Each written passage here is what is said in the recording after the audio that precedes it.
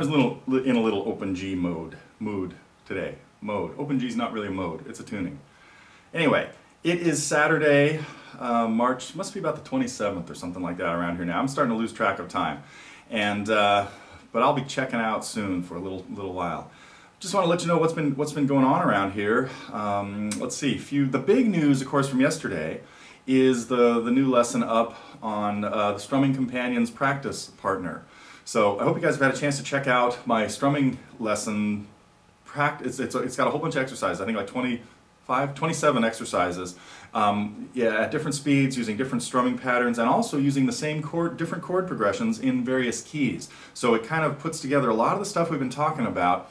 Hoping everybody's getting a little bit of a grip on theory. I know, theory is not a four-letter word, folks, but that's okay. So anyway, the practice partner is the latest addition to the Target program. A few video responses yesterday to Wrench and Bella's Lullaby, and Buddy's second upload of Fire and Rain, and then Pete's second shot at Heart of Gold. So all these guys, you guys are really doing a good job of progressing. It's pretty neat. I love to see the improvement once especially once you get a little bit of info from me and a lot of info from everybody else. I got to tell you, I love the fact that everybody else weighs in with comments on the videos that people put up, because I know a lot of people have been through the same song or have the same problems or in different songs and things like that. So that's really neat. What is the other big news? No real big news on this, except today something really cool should be happening. I can't tell you too much about it, because if it doesn't happen, I don't want anybody coming back to me saying, "You said this." Yeah, I know. So I'm not going to say anything. We're going to keep it there. I think I'm actually ready to head into the trivia part of today's news. I guess it's a segment of the news. So I'll pass this over to our trivia. Oh, I don't have one. It's going to be me. Well, yesterday we were talking about why each member of the Beatles got into the band, and most of you guys were pretty much on the right track. Paul got in the band when he met John at the church function June 6th. I'm guessing 1957. Uh-oh. Don't hold me to that one.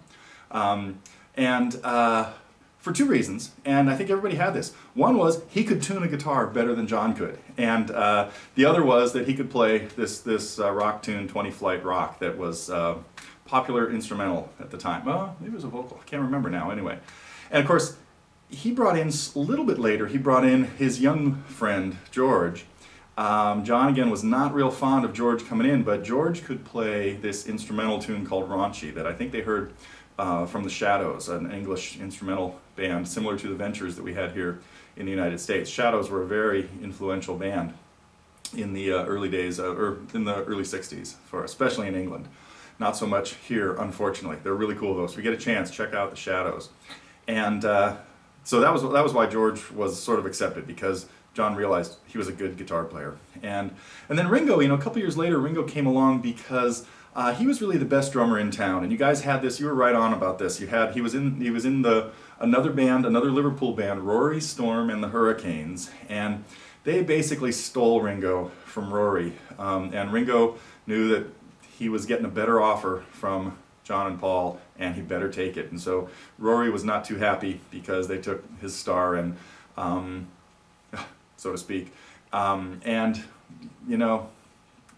Fate. Look what happened to Rory, Storm, and the Hurricanes. Had Ringo stayed with them, who knows? They could have been as big as the Beatles. Probably not. Today, this one might be kind of easy, might be kind of difficult.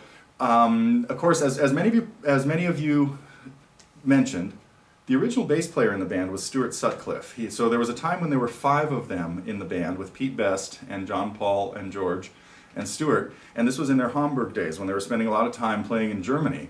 And Stuart eventually left the band.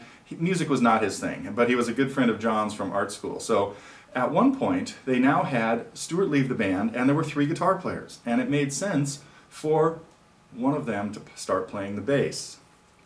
Why did Paul become the bass player?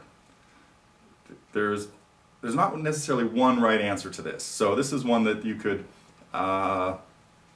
speculate on a little bit, or come up with your own story. Do you think they drew straws, flipped coins, played rock, paper, scissors? I don't know. Probably not.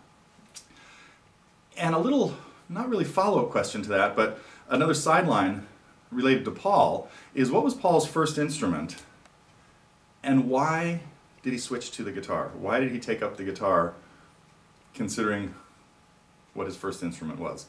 That's it for today's question. I am taking tomorrow off. There will be no news, probably, on Sunday, and I should be back on Monday with some things.